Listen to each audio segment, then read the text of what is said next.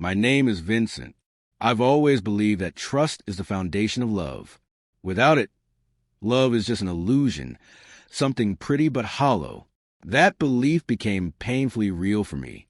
I was engaged to a woman named Casey. We'd been together for several years, slowly and steadily building what I thought was a strong future. But everything came crashing down the night I discovered she was still seeing someone else. That moment turned my whole world upside down, and I want to tell you exactly how it all unfolded. Casey and I first met at a housewarming party thrown by a mutual friend. What started as a casual conversation turned into hours of talking. There was an instant connection, and we exchanged numbers before the night ended. At first, we kept things light, grabbing coffee, quick lunches whenever our schedules matched.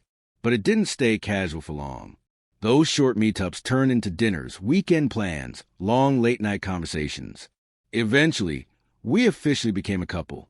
Our relationship grew in a steady rhythm. We didn't rush anything, but we also weren't stagnant. After a couple of years, Casey started spending most weekends at my place from Friday night through Sunday evening. It felt natural. She never officially moved in, but we were practically living together. My place was more spacious, and while I visited her apartment now and then, staying there long-term never really made sense for us. One thing I always admired about her was how open she seemed. From the start, she talked freely about her past, old relationships, family issues, even mistakes she'd made. There were no walls, at least none that I could see. She was especially candid about a childhood friend she was still close with. She described him as like a brother, someone who'd always been there, but never in a romantic way. I never questioned it. She had never given me a reason not to trust her. Eventually, we got engaged. She said yes with excitement in her eyes. We began planning a future together, talking about wedding venues, honeymoon ideas, even what kind of house we'd want to build our life in. I was completely committed emotionally and financially. I was saving up, making plans, and doing everything I could to create the life she deserved. It all felt real, like we were in sync. But sometimes the most convincing pictures hide the ugliest truths. It was a Friday night, nothing unusual. She arrived at my place with her usual weekend bag, smiling and chatty. We had dinner together. And during the meal, she mentioned she'd have to leave early the next day to see her parents. Some family stuff, she said. I didn't press for details. I'd always tried to give her space when it came to things she didn't want to elaborate on. She had never lied to me before, so I didn't see a reason to start doubting her now. After dinner, we moved to the couch and put on a movie we'd been meaning to watch. Halfway through, her head slowly leaned onto my shoulder, and she fell asleep, something she often did when she was tired.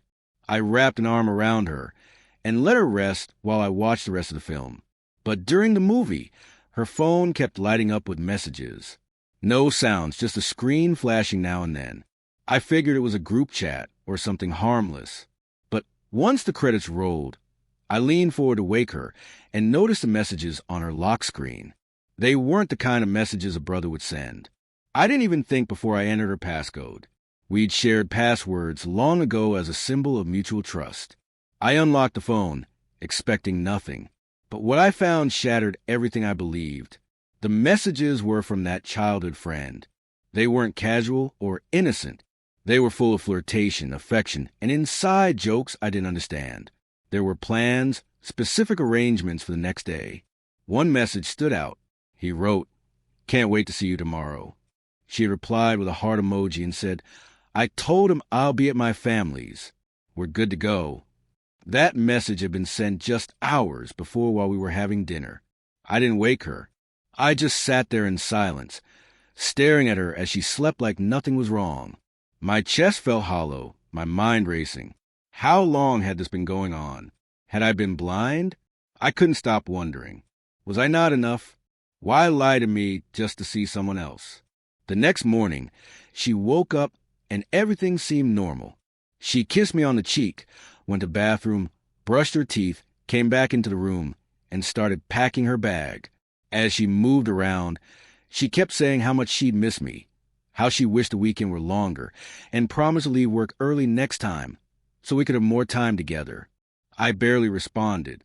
Every word she said sounded rehearsed.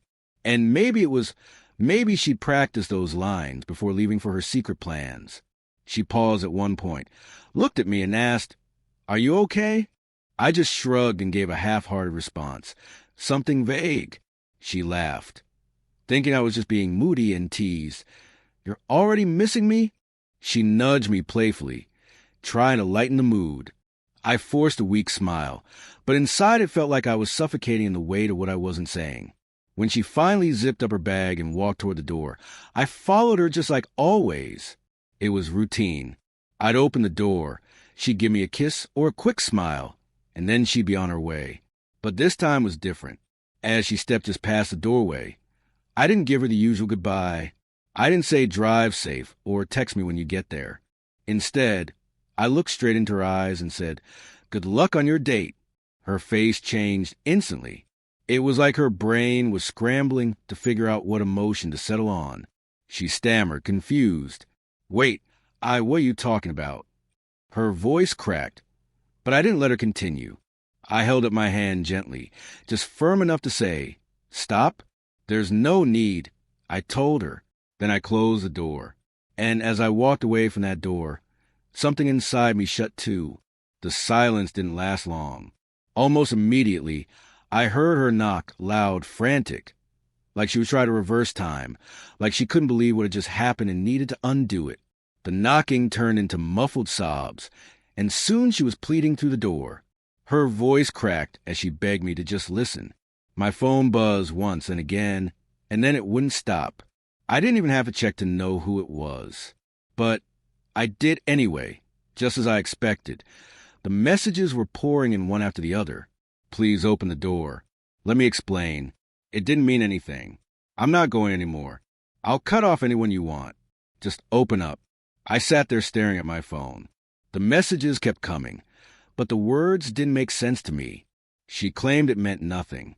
But if that were true, why lie? Why sneak around under the pretense of visiting family? Why plan a whole weekend away with another man? I felt emotionally paralyzed. My mind kept spinning through the same questions. Was the entire relationship just smoke and mirrors? Did she love me the way I had loved her? Or was I just a convenient choice? Someone stable and available while she figured out her feelings for someone else? Had he always been in the background? Was she ever truly over him? Or had I just been a placeholder? I didn't say a word. I didn't open the door. I didn't text back. Eventually, after hours of crying, knocking, begging, and sending message after message, she left. But it didn't stop there. Not even close. Days passed, weeks. Every morning, especially in the first few days, I'd wake up to a stack of unread messages. She wasn't hiding her desperation anymore. The texts were raw, short, and came at all hours. "Please talk to me. I didn't mean to hurt you. Let me explain. I miss you." Once, late one night, she wrote, "I know I don't deserve a second chance, but I'll keep asking until you tell me to stop." I never blocked her. I rarely even opened the messages. I just saw them on the lock screen and put my phone back down. Still, the temptation to respond was there. Of course it was. I had loved her deeply. But every time I felt close to giving in, I remembered what she had done, how she had chosen deception. Then one weekend, there was another knock on my door. I didn't move right away. I just sat on the couch waiting to see if she'd give up, but she didn't. She stood there quietly for a long time. Then she knocked again, this time a little harder, and then came her voice. "Vincent, please. I'm not here to argue. I need to talk." I stayed silent, hoping she'd eventually walk away. But she didn't. 15 minutes passed before I heard her voice again, this time cracking as she spoke. "You were right. I messed up, but please at least let me explain." That's when I opened the door. I didn't say anything, just looked at her and waited. She started talking. She told me she'd been emotionally confused, that it wasn't love she had gone back to. It was just a part of her life she missed. And she didn't know how to handle it. She admitted she lied, said she never thought I'd find out, and that's why she felt safe doing what she did behind my back. She repeated again and again that it didn't mean anything. But the thing is, If it truly meant nothing, why the secrecy? Why lie? That alone told me it meant something. I didn't interrupt her. I let her speak until she had nothing left to say. When she finally stopped and looked at me like she was waiting for some kind of judgment, I asked her the one question that really mattered. Would you have told me if I hadn't found out? She froze, her mouth open, then closed. She looked at the floor, her lips trembling, but she didn't say anything, not a single word. And in that silence, I heard the truth loud and clear. If I hadn't checked her phone, if I hadn't read those messages, she would have gone off that weekend, come back smiling like nothing happened, and kept planning our wedding. I stepped back. She looked up, eyes filled with fragile hope, maybe thinking I'd forgive her, but I didn't. I said, then this engagement was built on lies, and I won't build a marriage on that. She started to speak again, but I raised my hand gently. I wasn't going to yell. I had no anger left in me. I just told her, please don't message me anymore. Don't come here. Don't show up again. Let this be the last time. Then I went back inside and locked the door. She stood there for a moment, her eyes full of pain, and then she left. People say love is built on trust. I never imagined I'd be in a situation where I had to question everything. But when I discovered what Casey had been hiding, it wasn't just the trust that shattered. It felt like the love cracked too. It's a strange thing, realizing how wrong you were about someone. You can pour your time, your energy, your emotions into someone and still be blindsided. And that's the part that cuts deepest, not just a lie itself, but what it reveals. That she was willing to hide something so big. It made me question every honest moment we'd shared. Betrayal doesn't just break trust. It erodes your sense of what was ever real. Even now, I catch myself revisiting memories and asking, was that genuine? I'm not going to pretend I've healed completely. I haven't. But I do know one thing for sure. I deserve honesty. So I'll ask you, if you were in my place, what would you have done? Did I handle it the right way? Or was there something else I should have considered?